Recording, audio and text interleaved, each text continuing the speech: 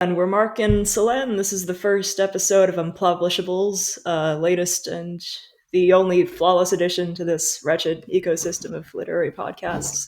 We started it, I think, because there's surprisingly little in between PR, sort of cheerleading, and talentless hatchet jobs. So even for quite talented writers, probing maybe where or how they didn't measure up to their own schemes can be just as interesting as probing what they set out to do at all style-wise. But I've said too much. So today we have on a man of very high style, Gerke, publisher of Socrates on the Beach. I'm taking someone else's words here, but unquestionably the journal publishing some of the best work in the Anglophone world. I know because I'm in it. Aside from that, he's found time to be a first-class novelist, essayist, William Gas interviewer, and a tennis fan. Hi, Greg. Hello. Thanks for having me on the show. Of course. Of course. I thought you were the right person to start with for this pod for a bunch of reasons, but primarily the pod is Unpublishables, and you clearly have made it, part of your mission to push writers that would otherwise struggle to find an audience and to give them that audience. So I feel like the ethos of your magazine, Socrates on the Beach, has something in common with what we're hoping to do. So it seemed like we'd start here. But first thing I wanted to actually ask you is, before Socrates on the Beach, how much editing had you been doing? I mean, I know you were the 3AM fiction editor for some time. Is that the first real editing gig that you had, like consistent editing, or were you doing it even before then? Because you were already a writer for a long time. Yeah, and I not too long, but no, I did do things before that. I was publishing. Actually, I was living in Buffalo, and they had an art journal called Buffalo Art Voice, and they had a flash fiction column in the back. So a friend handed that over to me, and I did that for maybe around a year.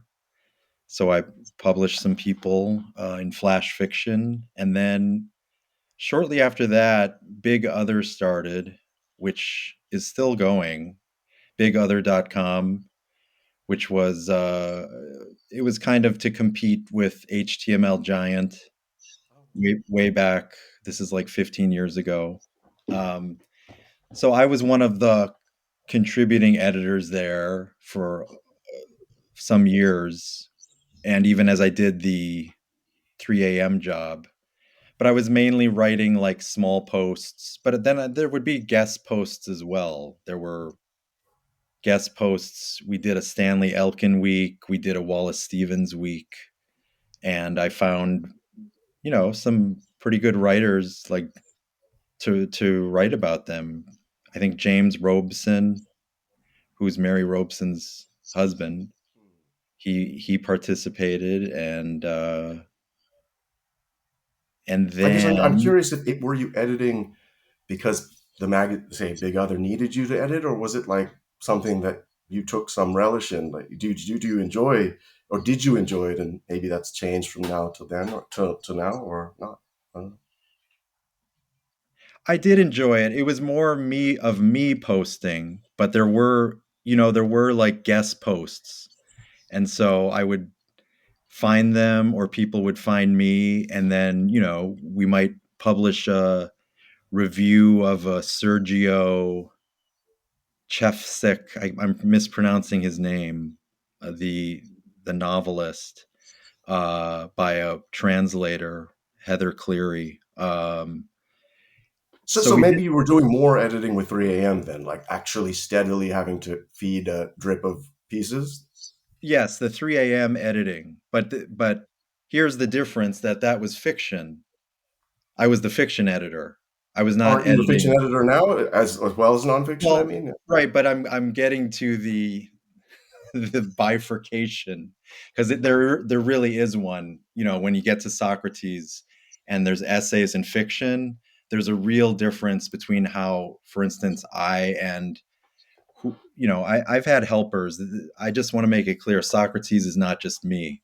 I often say we, because there are a few other little birds that I sometimes call on to help me to say, is this, as good as I think it is, or is this, not working like I think it is? And But what about at the sometimes, very what about at the very beginning? Like, I wasn't Socrates. I mean, Socrates just turned 5, I believe.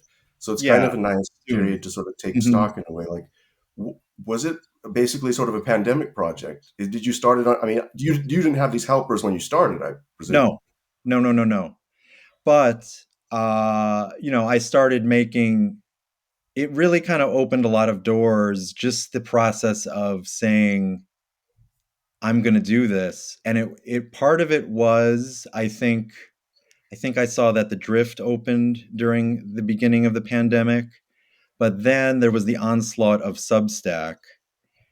And that really made me say, okay, if people need to create Substacks to publish their work, then we really need a journal that publishes long form work, whether it be essays or fiction. Socrates doesn't do poetry. And so that was really the impetus to say, let's do this and let's tailor it towards longer pieces. And so many of the pieces, not many, but I would say most have been, over 7,000, and probably a good half dozen over 10, and maybe So even a maybe couple over Did you 15. did you expect it to survive this long off the get go, or stick to the curation of style that you have now? Maybe due to the I bird didn't help. know. I didn't know what to expect. I didn't know what to expect. I mean, I do think it's changed a little because initially it was a quarterly, and then I just found it was harder and harder to find things to fit a quarterly, meaning it's kind of become twice a year, because there's just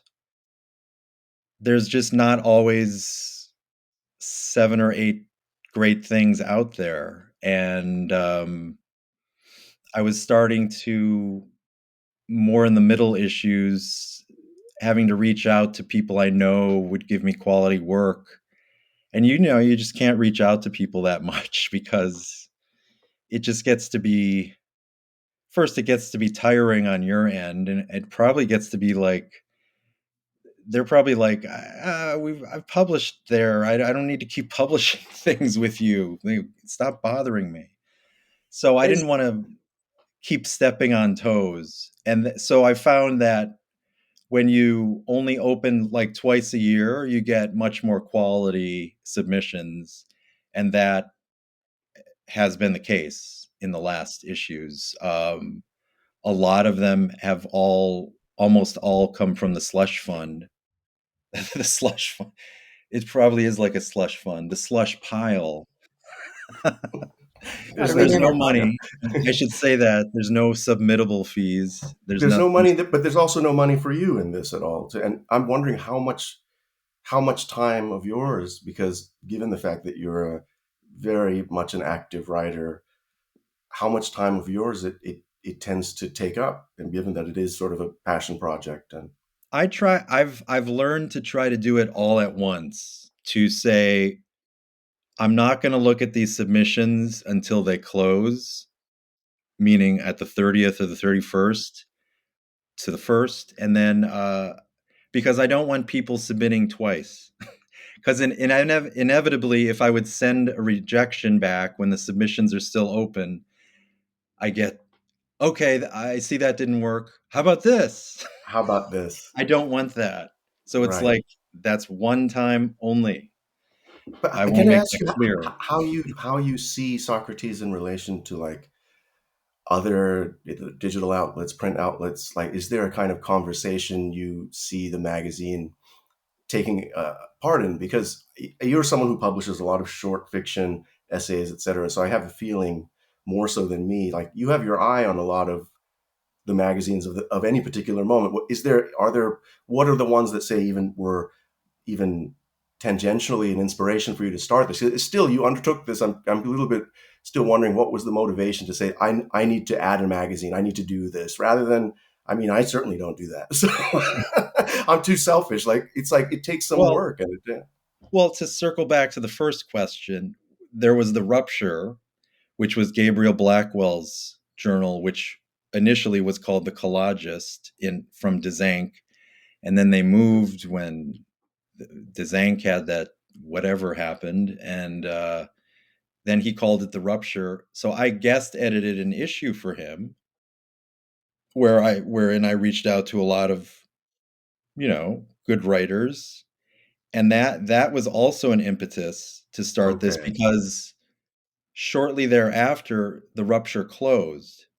So I kept also seeing many places were closing Okay. around this time. Even, especially in the first maybe year of the pandemic, there were a lot of journals were closing. So that inspired me as well to kind of maybe try this.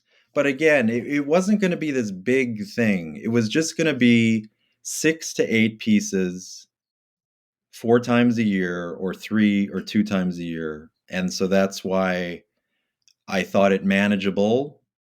But Um, has it become something more than that, and also more time intensive, or? well, it was more time intensive when it was a quarterly, of course. But now that I've whittled it to twice a year, like I say, I can tend to do it all at once. I compress it. I can go through these submissions, depending on how long I read them.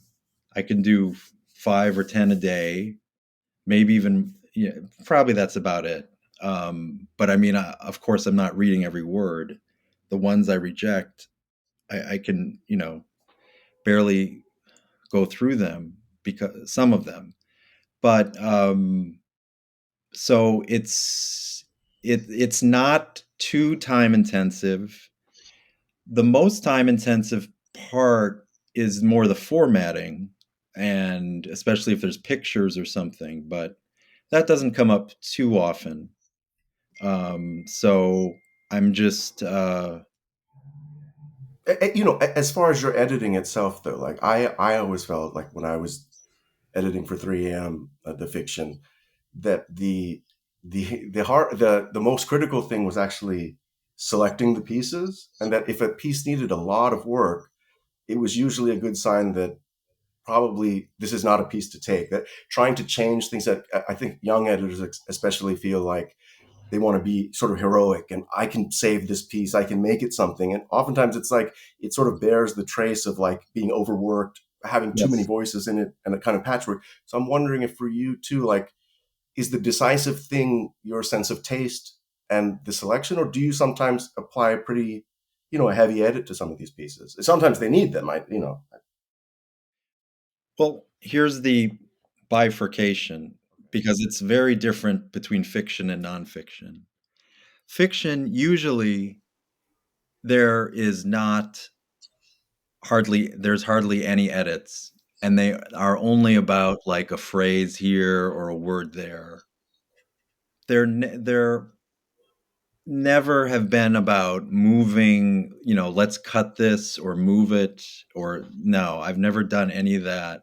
I think fiction is so much harder to do anyway, that it has to be it has to be kind of all there. And I mean, you just published Selene, so why yes, don't we just use that as an I would ask the example? modified What was it version of like? that. Yeah, Okay, tell right. us, Selene.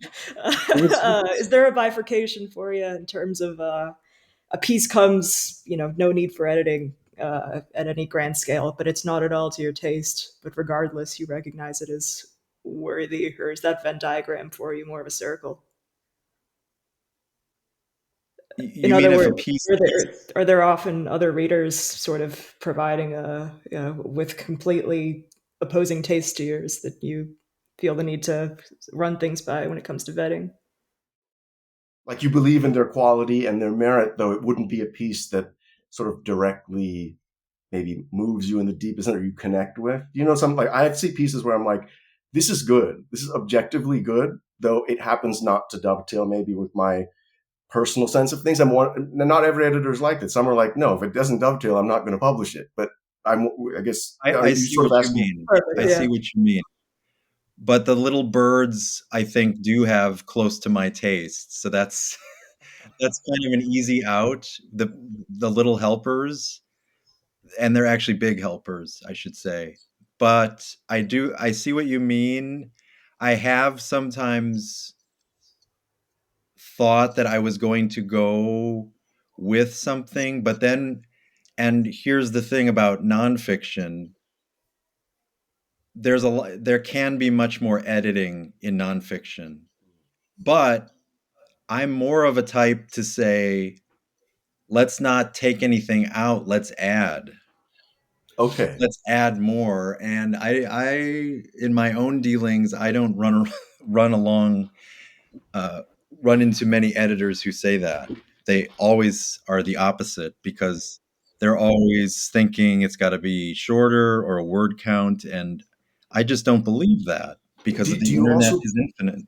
do you also Infinite. make a sort of contribution to the streamlining or elaborating the argument, that they might be I mean, that's part of the reason, right? Nonfiction can often require a little more work because there's more to it than purely aesthetics. There's this other level in which, well, this doesn't follow from this, or this isn't a very good argument for a particular point. Or uh, do you find yourself getting into sort of debates with the writer about, like, do you really mean this, or is this the best example, or things like that?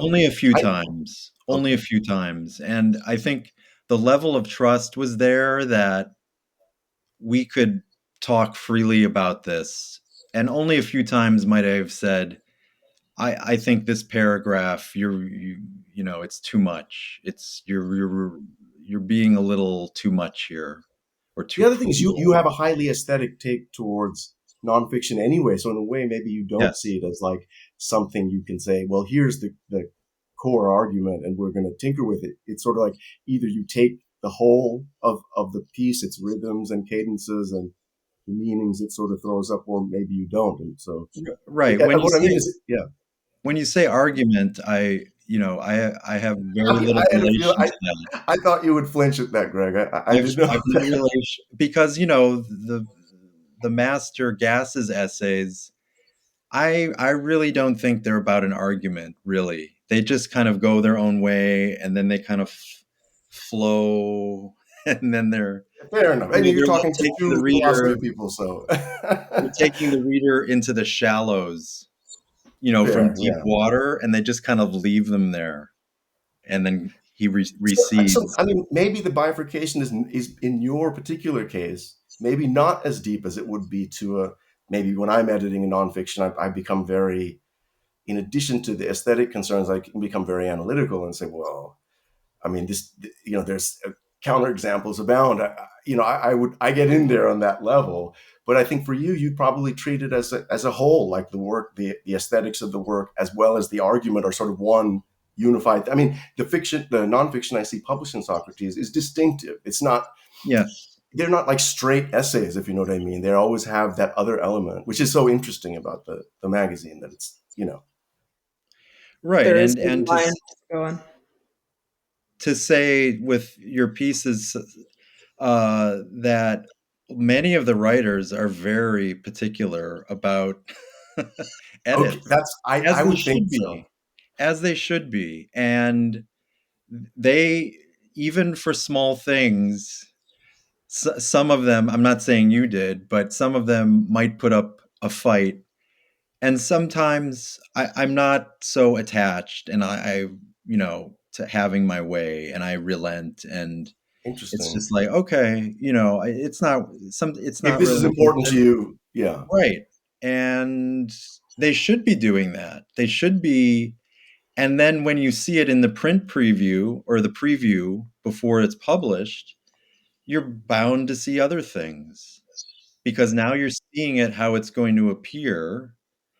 And I think a lot of the writers, they are strenuous editors even before it gets to my That would be sentiment. the type of writer you would even be That's the interested type of in, I feel writer like. Yes. who Who sends and that who that makes who sense. are so scrupulous that,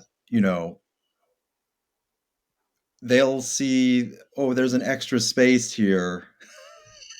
And I'm like, yes, you're right. I'm sorry I missed that. But But they I don't understand how we ran past. Solen's pieces so quickly? Like, did you not want to Oh, talk I'm about sure it? to I mean, go back to that. that's like a good example. Like, how did that go? Was that pretty clean, or was it there was From debate, my or what? memory, it was. I think I just had a question about maybe 2 lines I or think one of the so, suggested edits was a comma, or so it was pretty minute. something And like you say that. that's kind of It the was a point when you know it's punctuation. done, when you're quibbling over whether to make it a comma or it's something like that. Right. There's a line from an interview with you I'd sent to Mark today. You set up this sort of bifurcation between observation and research, and say you're much more beholden to observation than research, meaning really, I think the only things oriented approach you set out with is when it comes to your essays on art. Otherwise, it's more to see how it's done. Um, Yes.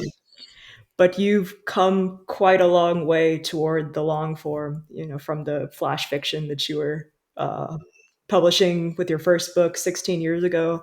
When you mentioned Yes. HTML Giant, there was an interview that Sam Yes. Pink held with you then, where he asked you to explain what draws you to such a short form, and you answered the shortness of the form. Am I lazy? In a few minutes, you have something. So how the hell did you make this turn toward the long, away from something more overtly Lishian, even if you are still very style oriented? It's Right. not as impressed as it used to be. Right. And probably Lish's journal was a influence on Socrates as well, I should say. But I mean, there were stepping stones to even the flash fiction. I was trying to write longer pieces and a novel, that was thrown away before that. So there were a lot of false starts and Alice Munro type imitations and novellas, realistic, until I, went into the flash fiction, which I think I flirted with years before and never really did anything. And then I started doing something with it, and then it seemed easier. So, I mean, it was the right form for me at that time. It And still seems that like the short form and prose that in some way approaches poetry seems very important to you. And I know you have this long-standing interest in lyric poetry. Like almost sometimes when I'm talking to you, I get the feeling the authors you think most of, Wallace Stevens, are the most cherished ones are poets for you. Whereas for me, I'm very much a prose person, fictional, like that all the way, the sentence and that type of thing. But what is your relationship to it? You don't write poetry, do you? Or do you no, sometimes? no. No. But there's Quick no. strongly influenced, right? But I write about it. I've written Certainly. essays about. and and your own work, say suavity. I mean, think it's perfectly. I think it's perfectly obvious that your prose is very poetic, right? It's full of lush imagery, sensory impressions. It's Mhm. not this sort of austere kind of conceptual kind of writing that maybe some others engage in. Yeah, I guess so. I mean, it's just what comes out. It's been a long, tortured process, and uh, I think there's been many refinements, and certainly, probably the main Lish writers helped with teaching about how to scrape it down, and but also to keep it lyrical, and because basically, gas is Lish. I'm sure just you know took many things from gas and just put them used to a different end, but it's certainly the same types of things. This is the same types of things that John Hawkes did, or I mean, there's an entire tradition of very lyrical, right. poetically inflected fiction. I just meant it seems to me that a lot of your work sort of has a certain resonance with that type of tradition, and not say the man without qualities or something. That's not the Yes, natural, right? I hope so. I mean, yeah, that And is Gas the himself, thing. of course, is That, a prime right. example. that is the case. I mean, I'm more of like Sleepless Nights Hardwick inspired than, these long, uh, I don't even have them because I guess I just don't, Saul Bellow, let's say. I just don't read them as much or am that interested in them. Can I ask you how you think about your taste particularly in terms of being an editor, and how you see it against some of the other forces that are out there in literature, some of the more uh, visible ones, say like the sort of alt lit kind of online lit kind of movement, big five stuff. Here's the bait. How do you, I know I'm interested because it seems to me from our personal conversations that part of your aesthetic, and that's true of me certainly, is partly defined against some of the literature that you find for yourself anyways lacking in some things. And what is it you find? I mean, what's the governing sort of aesthetic of Socrates? Like, what are you thinking when you pick pieces? You know what I mean? And how do you see the magazine in terms of how it plays against some of the other online places, Mhm. that are out there? Like, I suspect you have opinions about this because the magazine doesn't read as a Right. hodgepodge of, hey, anybody should submit. I publish all kinds of. It has a sort of clear sort of delineation of some kind of aesthetic. I don't necessarily have the words for it, but maybe you do. I mean, rumor has it the next Right. issue of Socrates is devoted to microfiction about Adderall shortages. That could be, Yeah. but it'd have to be Trending 3,000 topics. words. 3,000 word microfiction only. Um, let's see. I'm just giving you a chance to sort of talk about your sense for Yes. aesthetics and what literature matters, and why you've made the sort of intervention that Socrates is. Because I will say the reputation of the magazine. Okay, so just speaking of the people I talk to, and it has a kind of aura around it of a kind of, Right. oh, that Socrates does things differently. They're not interested in X, Y, and Z. So I thought, why not ask you directly? How do you see what makes your magazine stand out? I You think know. that a main thing with fiction would be I'm not really interested in a story. Okay, right. And so anything, and I often know in the first page whether, certainly whether I'm going to keep, reject it or not. But also, I often know in the first page that, oh, I think this is it, or this could be the one. And so there is something about the beginning. And often in fiction, it's about, because I'm not into a story and I see so many where it's, my aunt Patty came over and blah blah blah. Uh, I want I want things that Iowa are, fiction. It sounds like something like yes, that. Yeah. I want things that don't sound like a story. They're very weird. Like in the last issue, there was a story called "What Is Irony," which is kind of a takeoff on by Michael Farrell, who's actually a poet, more known as a poet in Australia. It's kind of a takeoff on a,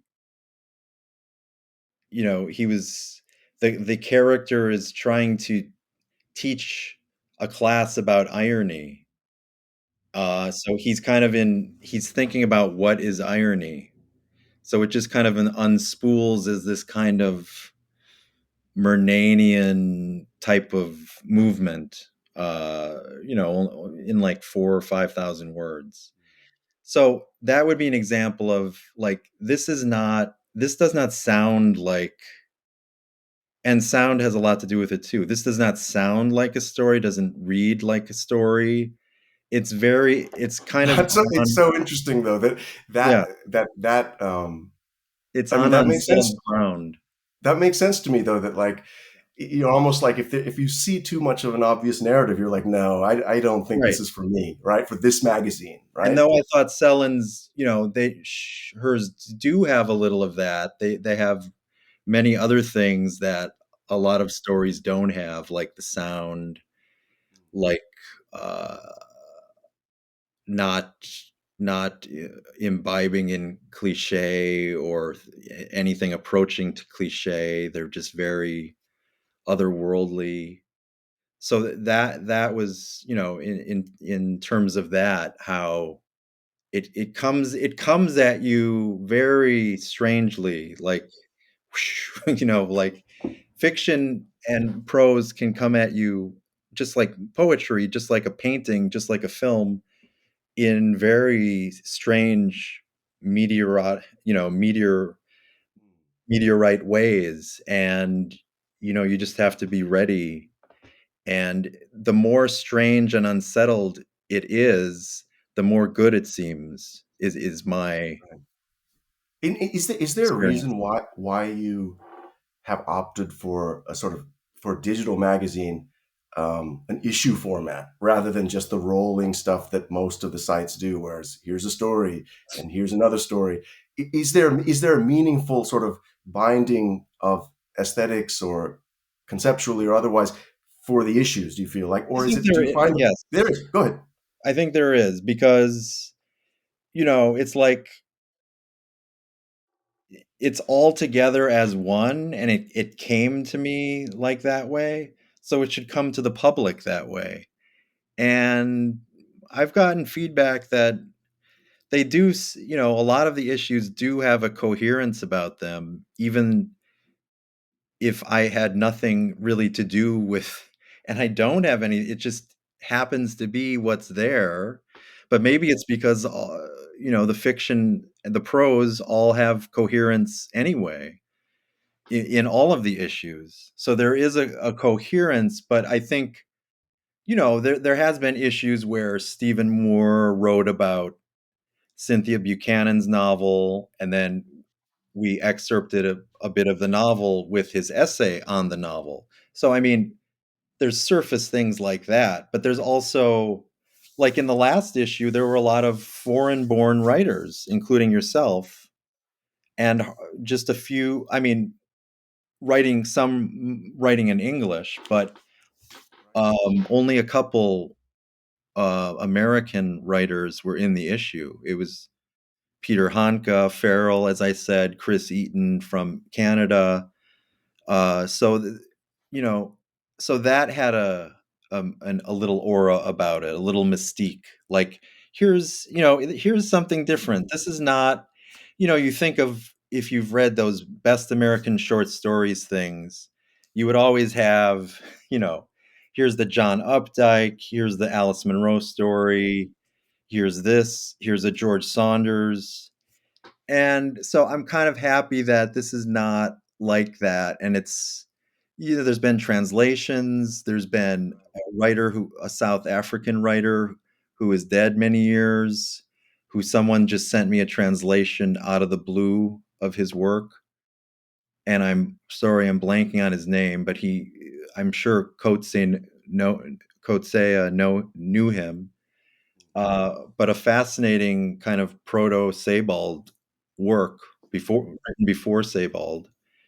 So I've always kind of believed that in, things happening for a reason, and I think most of the issues have worked out that way. That they just kind of, they come together, and rather than, I think I also prefer the issues that, so you're not like, oh, here's another thing, here's another thing and another.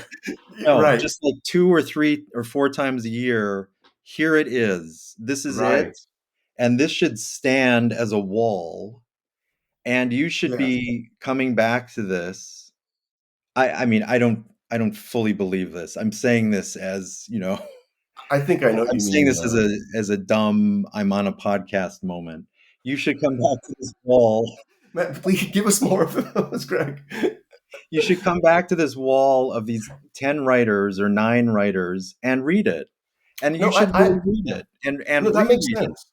Yeah, and Because there's this that's sense of a endless drip of content. right, the And endless drip, which yeah, I get it, but I wanted to just, this is it.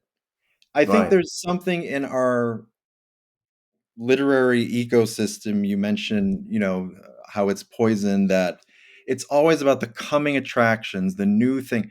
What are you looking forward to? What do you There's so many books that we've ignored in the past 5 years, the past decade, that like I'm looking forward to reading books from 2019. I'm No, not looking exactly. forward to new books. You Even know, the aesthetic of your site, it seems to dovetail with that. Like it's very right. austere. Like here are the words, and don't bother me about the bells and whistles. That's not what this is about. And so, the aesthetic. How did you settle on probably the most austere website in the literary world that I've seen? I mean, it's beautiful, I but it is just very much like Yeah. there's no nonsense here. We're not going to deal with imagery, and we're not going to do a bunch of pull quotes. You know what I mean? Like there's something very distilled and pure about it. Well, part of it was that I can't do those things, and it was the easiest thing to Fair. take from but mainly that's what I wanted, something very plain and simple from Squarespace, and that's what it ended up as. Mm. And I know that Joseph McElroy, who had a piece in the first issue, he likes it that way, and I've heard about other people who like it that way too. And the name of the magazine is from McElroy, right? Right. From he has an essay called Socrates on the Beach, about where he references the Paul Valery Apollonos dialogue, which Okay. has Socrates as a character. And there's a scene of Socrates walking on the beach and finding a piece of driftwood, and how it filled him with wonder. And that was the moment. So yeah.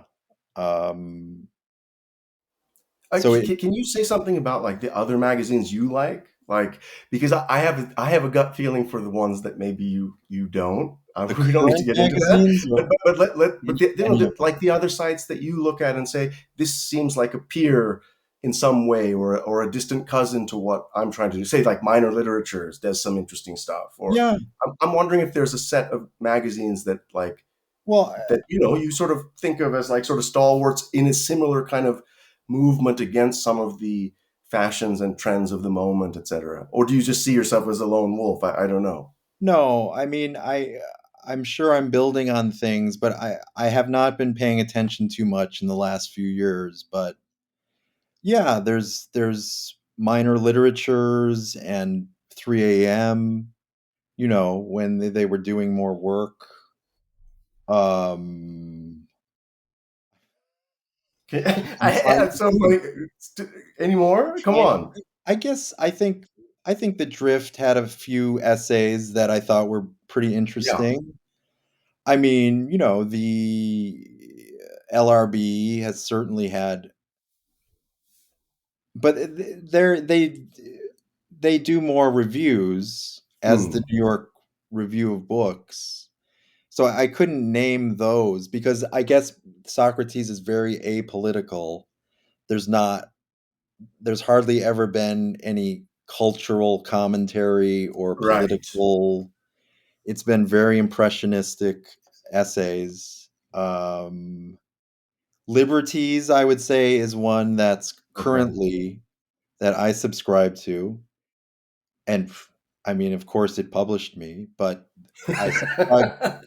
I subscribed before I was ever. Before, I believe that. I believe that though. I think Very they interesting magazine. run very interesting things. I mean, they're a little more political than I'd Well, I love, think but cultural commentary still, is part of their remit in a it's way that part it of isn't really right. yours. Yeah, But I their know. poetry and their essays are wonderful. Where else are you seeing fiction that you like, or are you seeing it coming out? In these either digital or print mags Well, that you're like, hey, Necessary Fiction, where Selin was okay, published. That's how I found out somewhat about her. okay, They've been around for many years. that's I'd say true. They've put relegation. That I was published there as Yeah, well before. Yeah, I was subscribing they've before. they've put out they've put out a lot of things. You made. Um, Sorry, go on. which one? Uh, I was gonna ask you something about your turn to the novel, but I want you to keep talking about. Oh, Well, Sublunary used to do a literary journal.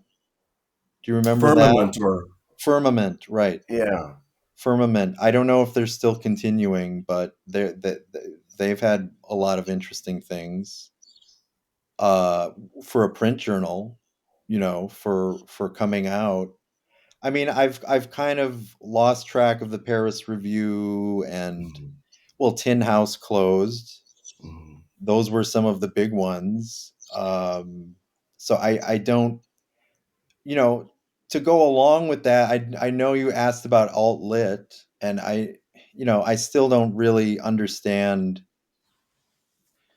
fully what that means, though I think I do, but it doesn't really matter. I mean, it doesn't Well said. matter. It matters that I don't think there are genres like that.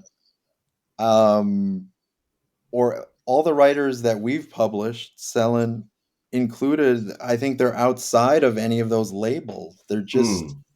Here is some great prose for you to enjoy, and there's Well, I mean, no the alt lit labels. style, right, is kind of by design this kind of low style, right? Simple declarative sentences, subject matter that's very often sort of confessional or kind of scuzzy and maybe quasi shocking, but not really in the grand scheme. I mean, there's a kind of aesthetic to it. I just think it's something that it's not something that you would think, would have any place in Socrates. That nothing you publish ever strikes me as like, oh, that could also be at some of these other Forever magazine or something. Forever is fine. I'm not, Probably, but.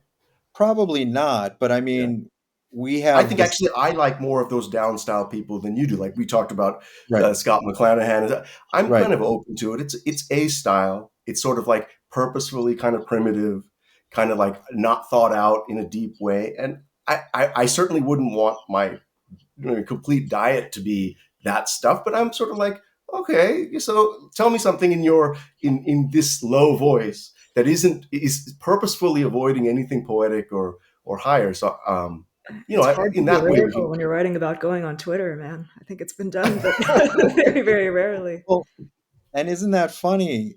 I was just thinking about that, and I wondered what you guys thought of this. You know, as people bemoan the state of fiction, does it have a lot to do with what we're writing about? Like, I was reading Colette, and Colette is just talking about the beach and nature, and so much of fiction was so wrapped up in physical things. And now, if we're writing about going on the internet or checking our phone, like, it, can you really? Is that really interesting even to begin with? Like, what can you bring to that?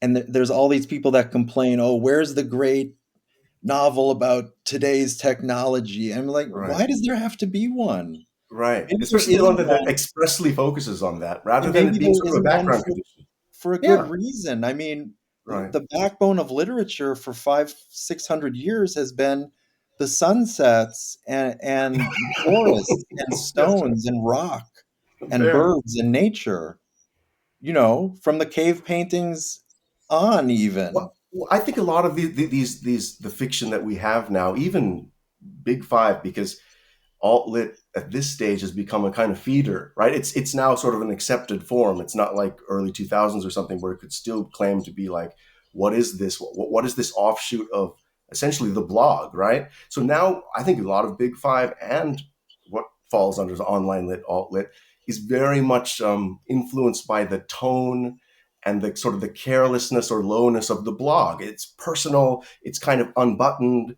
and that's its sort of selling point. Obviously, 25 years later, it's not looking like there's a lot more to mine there. And I think fiction is at a point where I think people are starting to write stuff that's a little bit more speculative, absurdist stuff, branching off away from that. But it's still, I think it's still the core of what the alt lit or the Big Five kind of sells. It's kind of this personal tale that I'm just going to tell you off the cuff, and there's not going to be too many bells and whistles. And I find it at this juncture a little bit stale now. There was a time when it was kind of like a little, had some excitement to it. But I think a lot of writers are kind of searching for a way beyond that, like into things that are maybe less realist, that risk a little bit more, that don't mind seeming a little pretentious, and not constantly speaking in the lowest possible language they know, because they want to be as accessible as possible, or as honest as possible. Like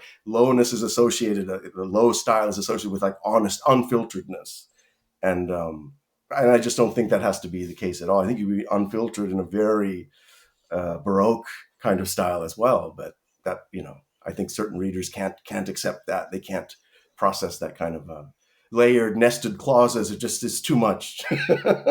Please, you're lying to me. There's a something, I think, there.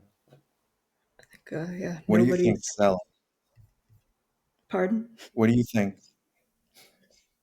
Nobody's virtuous by virtue of just being a bit of a crustpunk, I think.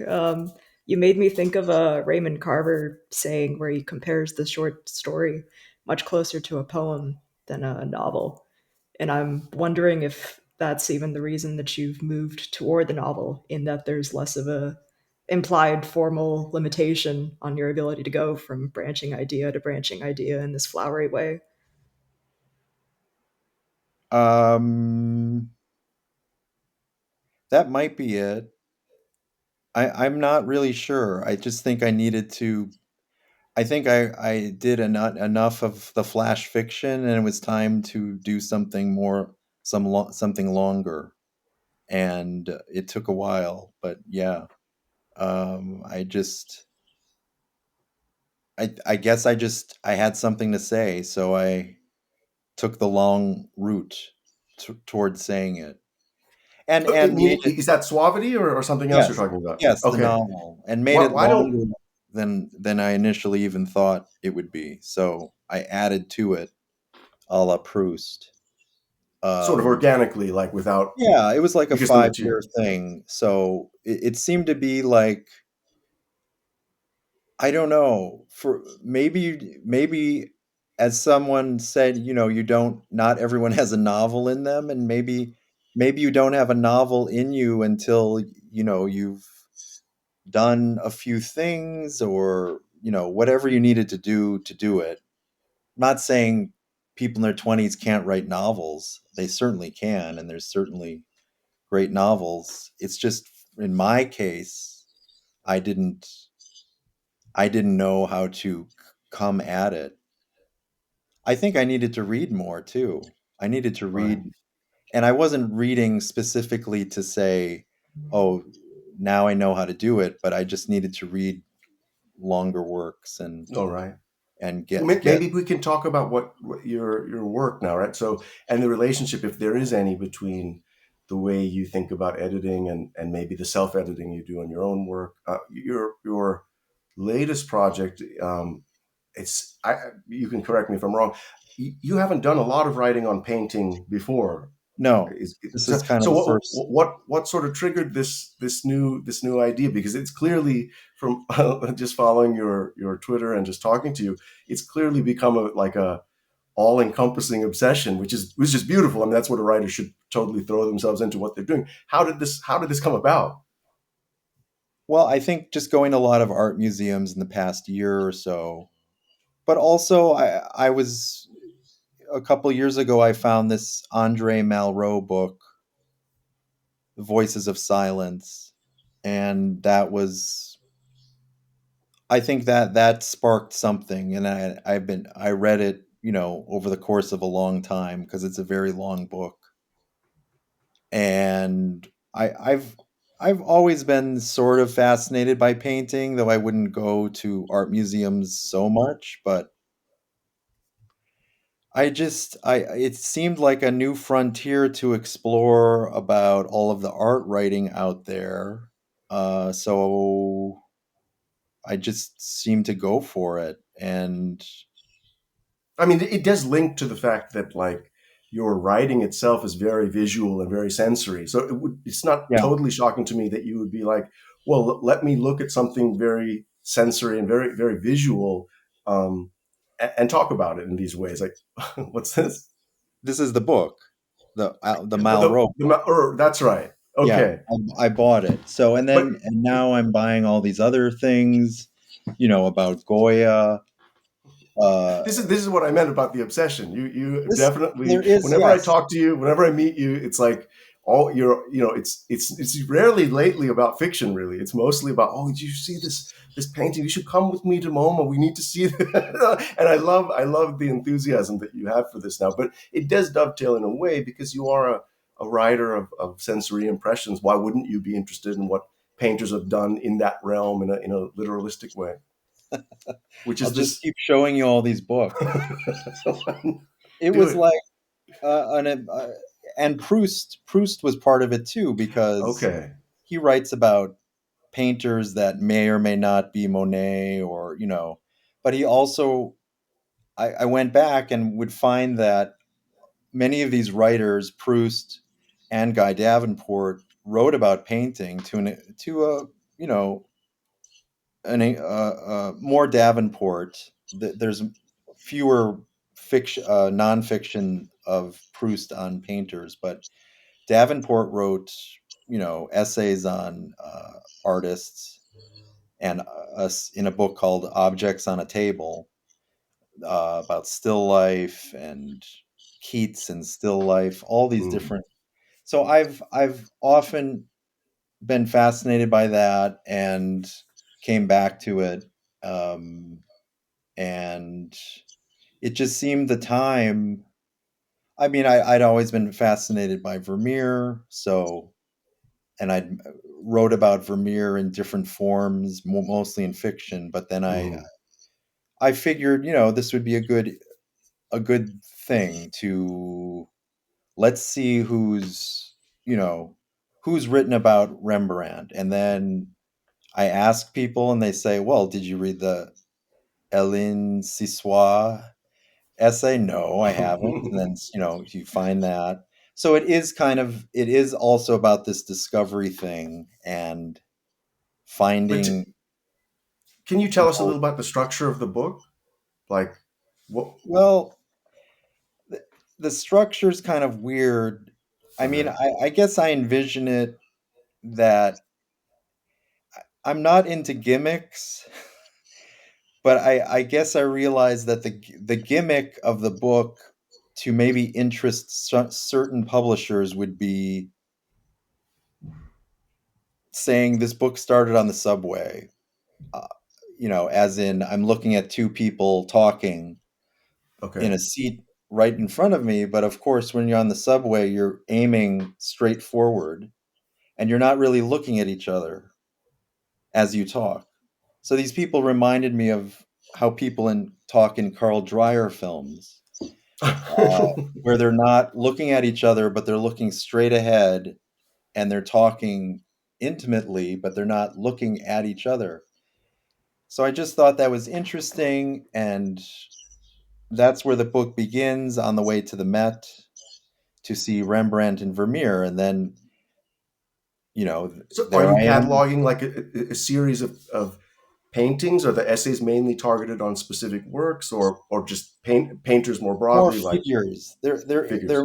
more interested in figures, and so I would say, okay, I went to the Met, and there's Rembrandt, and then I take the subway back, and as I take the subway back, I remember that, oh, there's the MoMA where I saw Carl Dreyer's Ordette or something, and then there's the Dreyer piece, and then I take the subway back to Brooklyn, and wherever I read, where I read Henry James, and there's a Henry James essay. So it's kind of like that. No, right. The Okay, so gimmick that's part, not I'm not going to concentrate on too much. It's more you know, I went to Philadelphia to look for the Cezannes in the two Philadelphia museums. So here's the Cezanne chapter, and then it's kind of in order. and you were in France recently Yes. giving some talks. I take it that was another opportunity to imbibe, right, some of the, Yes. right. Yeah, I wrote a little about. I added on to the Poussin piece I wrote in the summer, and then a little thing about the Louvre, which I think I'll include in that book. Okay, and to tell us about what else you're working on right now, fiction wise. I read your recent story that I think at Hobart. Yes. And what do you have another novel cooking, or are you thinking of a short story collection? Or because I know one thing I know about you, Greg, is that you're a pretty relentless writer, unlike myself, who takes his time Oh, and that I'm is not. often stuck and having to deal with other things, battling myself. You stay productive, and so which I Well, admire very much. So I what else try. are you working on? I try. There's a lot of stop and starts. So, But what fiction are you working on now? Is there a longer project in the works, well, or there was like an older novel that I've been looking at, but I'm not sure. And there's always like new little things. I thought about, I had actually written some short things in the past few years, but I'm not sure about if there's enough of them for a collection or not, or whether it'd even be interesting. So, I get the sense right now your thinking is not so strongly because of the obsession that you've developed with yeah, visual it's art. more in the That right now it's a, nonfiction it's more of a category. back burner thing at the moment, right? Right, I want to get the art book done first. Gotcha. That makes So sense. I'm more concentrated on that.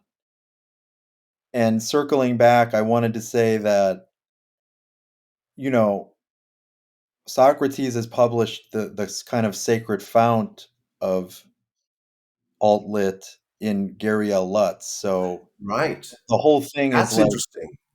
if you're gonna have the exemplar, you have the exemplar. So why the imitators can wait for another day.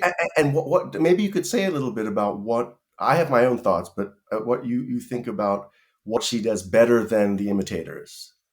Well, I mean, there's a lifetime of writing. I mean, she's in her 60s now. So I mean, there's just simply that. I mean, there's simply all that And also experience. at the sentence level, though, the material is often very domestic and sort of small scale and small bore by design, which would dovetail with sort of Alt-Lit's idea of taking on the small scale. The prose, on the other hand, is very finely worked, right? It's like I mean, the Oh yeah. famously meticulous. So that's a big, I would say, a big difference. Though often I suppose the diction and syntax is kept like relatively unrarefied on purpose, or maybe at least the diction, but the syntax is where the interest is, like unusual juxtapositions of everyday words, that type of thing. So that's a great example of a way of being complicated and simple at the same time in a way, And very funny. I mean, and it's very just funny. it's hard to top that. Even though it's not a competition, it's just, well, here Oh, it you is. go. Here's, I'm as Henry kidding. James said, here's the real thing. Right. And I mean, I think a lot of those people are striving for that, but it seems to come out of her in a very heartfelt manner and with you know, a lot of care and compassion toward the world, even if there's it doesn't it never feels bitter. That's true. Right. It's always light. Even if it's heavy, it's not bitter. It's very comforting almost, and caressing, those stories and fictions. It's Or in the newer, right, the right, the memoir. memoir. That, I mean, that's interesting because, right, that does, in a way, you could sort of sell that to an alt-lit audience, like here's memoir, but it's done at such a finer degree of just like linguistic polish that it Yeah, is sort of like when you look at the other stuff, you're like, wow, you could have worked on this longer. You really could have, and this is the authentically precise. And I think a lot of precision is sacrificed in a lot of the alt-lit stuff. It's kind of right. sort of vague. The images are not very, very distinct, and it's just Whereas with Gary L, there's always the precision is always there. However small bore the topic or however domestic it might be, it's sort of charged Well, by the language itself. It right. is made into something grander and greater. And as you often mention, just the sonic element, right? Like when you read her stuff aloud, Absolutely. it has a significance that a lot of alt-lit, when you read aloud or you hear at New York readings, it's just like, this is some of the flattest stuff I've ever heard in my life. And when you listen to Lutz and you read that even aloud to yourself, it's just a very, it's so obviously different. So I've interesting. read it. I've read some of those bits out loud to my daughter, Okay. and she loves them. And even if she doesn't get it all, there is something that comes across that is so funny. You know, like Mhm. diagnosing a car or something, and The and one with diagnosing it like diarrhea-induced colic, and the professor sort of switches between what bathrooms to use at various times of the day. yes, So, yeah, Mm. that's in the first book, right? yeah. I think. Uh, Surprisingly, given how packed and populated with bodies these stories are, coming in and out of the narrators' lives, character itself seems to play a very minor role in Lutz's considerations, at least, which I'm sure you have a lot in common with. Well, Meaning, there's yeah, kind of one character, and it's I didn't want to. You're his right. style. In Suavity of the Rock, I resisted trying to name the narrator or name the main character as much as I could, and I think in her work, it's often it's the other people. Let me tell you about the other people's names and the Mm. other people's and my I shall remain, different. And I guess that can be tricky and off-putting. I think when it comes from me, not when it comes from her because she's a master, but when I did it, I don't think it was very, people don't know what to make of it, which I've gotten a lot of that type of response to my work anyway. It's to the fiction, not the essays. But some people complain about the essays too, that they're too personal. But I mean, that's that is a signature of your style, though. Even when I read them, I always think sometimes we have these little debates on Twitter when in a friendly fire. in But when you friendly. cut down something that I've said, and it often hinges on this difference between us. That you treasure impressions, subjectivity, this sort of thing. Whereas I, maybe because of my philosophy kind of orientation, tend towards the objective, the factual, what's actually happening in the situation.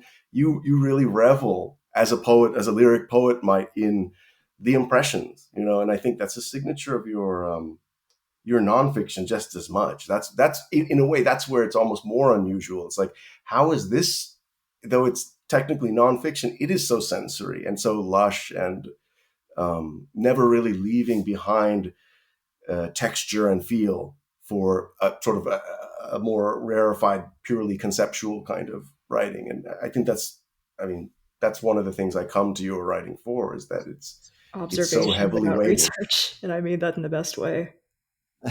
Yeah, I mean, Thank thank it's like no ideas, but in things kind of thing, right? It's like that you ground it very much in the sensory, whereas, say, in my own writing, I'll sometimes allow the conceptual to become its own thing and have its own sort of gravity. But your writing sticks very close to surfaces, to feelings embedded in things and perception, and that's why I always think of you as, in a way, as a kind of poet in that sense, in spirit at least. thank you. Though the painting is the outlier because I do have to read a lot about that in Okay, order to really teach myself, and so that has been more research it's driven in that way, right? some of it has been, and so I worry about using too many quotes, but I was just talking with a friend and she's kind of writing the same types of things, and she's saying, if the quote, why paraphrase, if you have something beautiful that you want to quote, just quote it, and not Right, why use your own words, because you can't beat their words. You can't right. beat, you know, Arthur Danto's words or Mhm. Malraux's words or Merleau-Ponty's words. Especially So if it's just for the sake of, like, translating it and ultimately, like, debasing what is a more purely expressed thought. I also say, just do the quote. You're right, not proving anything by, you right, know. Yeah. yeah. But I mean, I maybe you guys, I know Mark does more research for his fiction. I don't know about you, Stellan, but I don't. It's been a while since I was into nonfiction art writing. It was also visual art. I think more painting than architecture, Rothko specifically. Well, both. Mhm. It was the Rothko Chapel is probably the thing I'm proudest of. But I was thinking it's easier to be out of time in a beneficial way when you're writing about monuments past, as opposed to like I think it was in the 3 a.m. interview with you and Lutz. You'd said you'd had a piece you'd written on Louis Gluck that an editor refused to see because you took your time with it, and she got her Nobel 6 months ago. Right, So, right. nobody's going to say that the Rembrandt exhibition's done. Get out of here. Exactly. That's it's so topical out there that it's hard. So I guess these are more to be, like the issues, these are supposed to be, hopefully they can stand on their own for a while, and they're not like topical little Right. articles about the Exactly. Yeah. Monet exhibit at the BAM or something. But didn't you tell me, Selen, that the Welbeck story even involved a certain amount of research? That some of your fiction, like you dig into some, tell me, I don't know. Well, yeah, I mean, I like Welbeck. He wouldn't be anywhere near my list of favorites, but I'm charmed because he's so easy to ape. I mean, I just started out, doing Oh, I satirical meant that. I pieces think that didn't come out wasn't it too. partly the research on of just like all the. I mean, the story is so full of texture of just about like contemporary technology, To be honest, message it took boards. about 2 weeks of attending the worst, most demonic Peter Thiel sort of parties you could possibly imagine, just to get a sense of that That's what I mean. That's social research. space. Yeah, So yeah, I think even anything I fiction. read was Yeah. probably against my better judgment or Hmm. deliberation, but yeah, I would call that research. Yeah. So uh, I think we can wrap up here, Greg. I think it's been lovely Great. having you on. Thank You were you. definitely the right place to start this. Your magazine is sort of a beacon to a lot of people, including myself, about the types of fiction that ought to find a broader audience and fighting against some of these other forms that feel a little bit stale now. So I'm certainly thankful to just the existence of your magazine, the time you put in, and also, of course, to the fiction that you're working on and these other things. So I'll be looking forward to that. But thank you so much for coming on. Thank you. Thanks for having me. I'm glad you guys are doing this. Thanks. Bye.